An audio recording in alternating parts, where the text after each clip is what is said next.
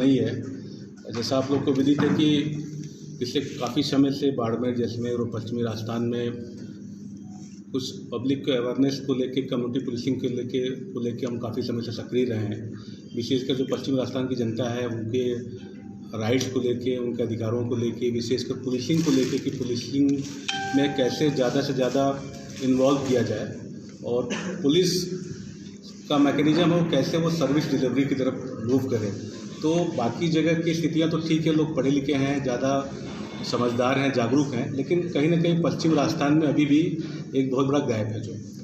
और एक दूसरा जो पहलू है जिसमें कि काफ़ी लोगों की बधाई संदेश मुझे इस इलाके से काफ़ी लोग के आए कुछ समय से, तो एक धन्यवाद ज्ञापन भी मुझे देना है कि मुझे बहुत खुशी है कि ईश्वर की कृपा से, माननीय न्यायालय से, जो भारतीय पुलिस सेवा में जिसमें कि मैं एक मेरी पहला प्यार था जिसको कि हमने बहुत संजीदगी से जीने का प्रयास किया, एक मैटर में उसमें विजय मिली और उसमें अपना रिप्रेजेंटेशन हमने 18 तारीख को जयपुर में हमने दिया है। और मेरा ये मानना है कि आप किसी भी भूमिका के अंदर रहते हैं, चाहे वो पुलिस के भूमिका में हो या समाज सेवा की भूमिका में हो या मीडिया में हो, चाहे किसी भी फील्ड के हों, अल्टीमेटली एम अभी हर आदमी का पब्लिक को ज़्यादा से ज़्यादा रिलीफ देना है, जो पीड़ित व्यक्ति उसको रिलीफ देना है।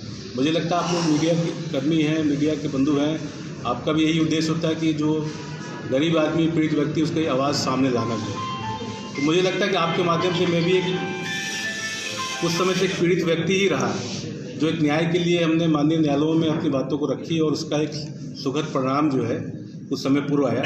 तो मुझे बहुत खुशी है कि मैं जिस धरती से, जिस इलाके से मैं कम्युनिटी पुलिसिंग को लेके आगे बढ़ रहा हूँ, तो उसमें कहीं ना कहीं एक जो विजय है या कह लें जो हमारा पक्ष है वो मजबूत हुआ है।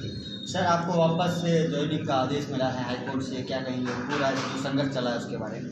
देखिए, अभी ये आप सभी को पता है कि ये एक लड़ाई, एक प्रक्रिया की बात थी जिसमें कि गलत प्रक्रिया को अपना के चीज़ों को रखा गया था। उसकी लड़ाई कोर्ट में थी और मैं माननीय न्यायालय के आदेश का सम्मान करता हूँ।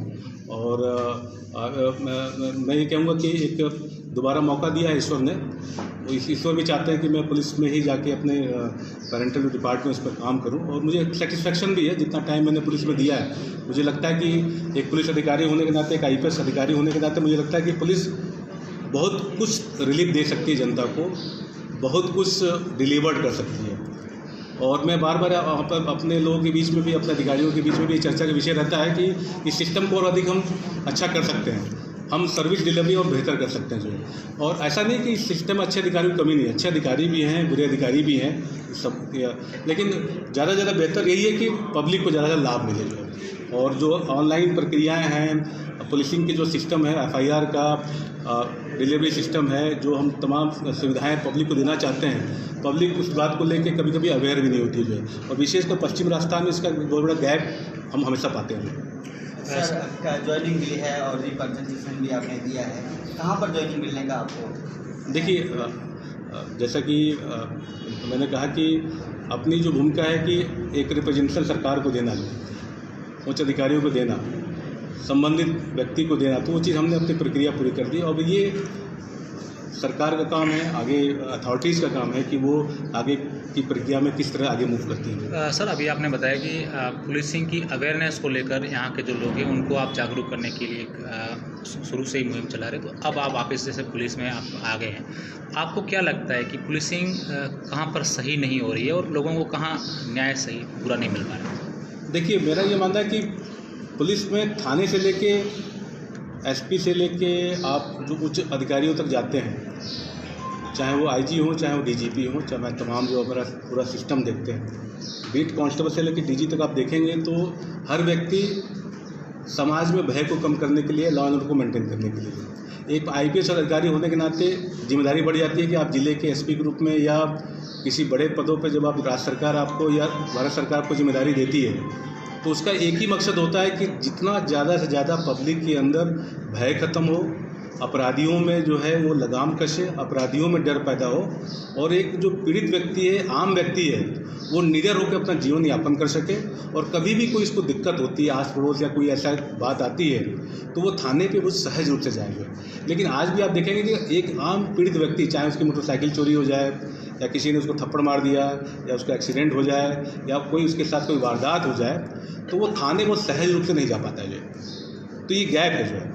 तो इस गैप को ही कम करने के लिए एक बहुत बड़ा प्रयास की आवश्यकता है जो कम्युनिटी पुलिसिंग के नाम से जाना जाता है, जिसमें पुलिस को ही आगे बढ़ के जनता को बताना है कि अगर आप सही हैं तो थाने को अपना मित्र समझिए और अगर आप गलत हैं तो थाना आपके लिए बिल्कुल एक विरोधी हो गया। ऐसा नहीं होना चाहिए कि अपराधी व्यक्ति को थाने से प्यार हो जाए और एक आम व्यक्ति को थाने से डर हो जाए।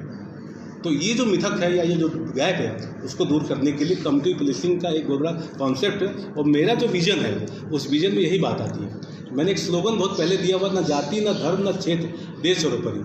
अब थाने में सपोज कोई SHO बैठा हुआ है और वो जाति पे बात करना शुरू कर दे, धर्म पे बात करना, तो वो न्याय नहीं कर पाएगा। जो एक SP जिले का बैठा है वो जाति पे धर्म पे बात करना शुरू करे कि नहीं ये पीड़ित इस जाति का है तो मैं इसको न्याय दूंगा, जो है ये इस जाति का है तो मैं इसको न्याय नहीं दूंगा, जो है। तो ये हमारे समाज के बीच में बहुत बड़ी भ्रांतियाँ हैं जो है, इस पर हम लोग बात जल्दी करते नहीं जो है। हमारे बीच सब कुछ घटित होता रहता है लेकिन हम लोग बात नहीं करना चाहते जो। तो इससे बाहर निकलना, देश प्रेम का मतलब है कि देश के लिए बात करेंगे आप, छोटी संकीर्णताओं से बाहर निकलें। तो पुलिस का जो विभिन्न रोल आप देखें, कांस्टेबली जो 94% कांस्टेबली होती है वो समाज से निकल के आती है, लेकिन जब डिलीवरी उसको देना होता है तो कहीं ना कहीं उसके अंदर व्यवधान आते हैं। सर, हाईकोर्ट के फैसले के बाद में ये माना जाए कि जो राजनेता पंकज थे उनका पदार्पण हो गया है और नए IPS पंकज का वापस कम बैक हुआ है, तो ये मान लें कि राजनीति से आप देखिए, मुझे तो जैसे जिस समय मुझे IPS का रिजल्ट आया था 2009 में, तो जितनी खुशी उस समय हुई थी, अभी माननीय न्यायालय का निर्णय आया तो उतनी खुशी मुझे दोबारा हुई है कि मैं दोबारा ईश्वर ने मुझे मौका दिया है। राइट, तो समाज सेवा करना है, चाहे आप पुलिस अधिकारी के रूप में करें चाहे किसी भी रूप में करें, जो आपकी नीयत साफ होनी चाहिए। और हम आप लोग के बीच में लगातार मिलते रह रहे हैं। और एक जो स्लोगन की मैं बात करता हूँ, ये स्लोगन एक बहुत बड़ा मतलब एक वैसा स्लोगन है जिसपे एक्चुअली सबको काम करने की जरूरत है। और मुझे लगता है कि एक पुलिस अधिकारी होने के नाते अगर ये मैसेज में कन्वे कर पाया कि मैं अगर जाति पे बात नहीं करूँगा, मैं धर्म पे बात नहीं करूँगा, मैं क्षेत्र पे बात नहीं करूँगा, तो मुझे लगता है कि ज़्यादा बेटर डिलीवरी हो सकती है। और थाने पे आप कभी देखिएगा कि मैंने जिस जगह भी जब भी मेरी फील्ड पोस्टिंग रही तो मैं थाने पे मैं एक स्लोगन चिपकाता हूँ कि आप जाति धर्म पे बात, परिवादी की आप बात ही मत कीजिए। कोई परिवादी आपको न्याय देना, मेरिट पर न्याय देना चाहिए। अमीर गरीब की बात नहीं, कानून सबके लिए बराबर है। ऐसा नहीं होना चाहिए कि अमीर आदमी आ रहा तो हम उसको ट्रीटमेंट अलग दे रहे हैं, एक अपराधी व्यक्ति आ रहा तो उसको ट्रीटमेंट अलग दे रहे हैं। तो ये जो गैप है, इस गैप का हम सभी लोग बात करते हैं। आप लोग मीडिया में भी काफ़ी, मीडिया बंधु भी काफ़ी आर्टिकल्स और तमाम चीज़ें लेख इस पर आते रहते हैं। लेकिन अब समय मुझे लगता है कि इस समय है कि जहाँ पे इस गैप को कम किया जाए। पुलिस विभाग में लगातार ऐसी भी कार्रवाई कर रही है, चाहे कांस्टेबल से लेकर IPS तक। इसको लेके क्या सोचते हैं आपके जो ये घूसखोर है, इनके ऊपर किस तरीके से नकाम लगा सकते हैं? देखिए, आप प्राचीन भारत से लेके आज आधुनिक भारत में और आज 2021 में ये देखेंगे कि समाज से क्राइम और भ्रष्टाचार ये ऐसा अभिन्न अंग है जो हमेशा रहेगा। लेकिन सोसाइटी उसको कम कर सकती है। भ्रष्टाचार कभी ख़त्म नहीं हो सकता, क्राइम कभी ख़त्म नहीं हो सकता। ये समाज हमारा है, ये समाज की एक बड़ी विशेषता है। लेकिन उसको आप मिनिमाइज कर सकते हैं। तो जैसे राजस्थान में ACB की जो कार्रवाइयाँ हो रही है, जो नीचे लेवल से लेकर ऊपर लेवल तक जो कार्रवाइयाँ हो रही हैं, ये दर्शाता है कि समाज में कहीं ना कहीं भ्रष्ट प्रवृत्ति कह लीजिए, भ्रष्ट आचरण कह लीजिए, या जो नए लोग सेवक आ रहे हैं, नए लोग आ रहे हैं इस सेवा में, वो सही प्रकार से अपनी मंशा को, अपने नियत को, अपने काम को नहीं समझ पा रहे हैं। वो आए तो लोक सेवक बन के आए हैं, लोगों की सेवा करने के लिए। लेकिन करप्शन जो है कहीं ना कहीं उनकी लोक सेवा से दूर करता है, यानी कि आप लोगों का हक मार रहे हैं जो है। तो ये बहुत अच्छी बात है कि राजस्थान में ACB इस प्रकार करवाई, तो कहीं ना कहीं डर व्याप्त है जो है। लेकिन ये एक लंबी लड़ाई है जो है। मुझे लगता है कि इसमें बहुत ही आमूलचूल परिवर्तन की आवश्यकता है। उसमें राजनीतिक एक दृढ़ निश्चय की भी बहुत बड़ी ज़रूरत है, जिसमें कि एक्चुअली जो विडंबना है या एक जो भ्रांति है वो ख़त्म हो सके। सर, आपने इसी क्षेत्र से लोकसभा का चुनाव लड़ने के लिए फॉर्म फिल किया था और फॉर्म आपका रिजेक्ट हुआ था।